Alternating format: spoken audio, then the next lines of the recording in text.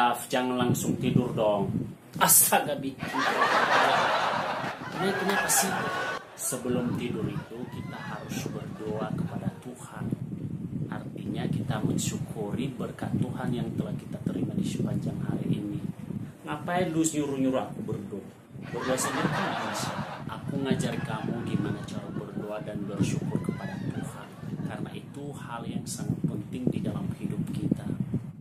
Nggak usah ngajari aku berdoa, jangan sosok suci loh. Ya udah terserah kamu, yang penting aku udah ingatin kamu kita harus berdoa sebelum tidur. Ya udah terserah aku, saja diri. Terima kasih kepada Anda yang telah menonton video ini dari awal sampai akhir.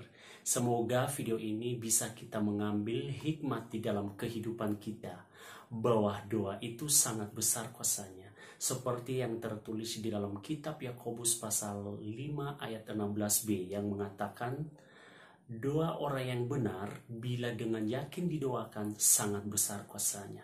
Dalam hal itu saya mengambil bagian bahwa doa itu bukan hal yang biasa saja. Doa itu sangat luar biasa, bahkan kuasanya sangat besar bila kita berdoa dengan sungguh-sungguh, bila kita berdoa dengan segenap hati. Nah, buat Anda juga untuk menonton video selanjutnya kita, jangan lupa subscribe, share, like, dan komen, biar channel ini menjadi berkat bagi kita semua. Tuhan memberkati.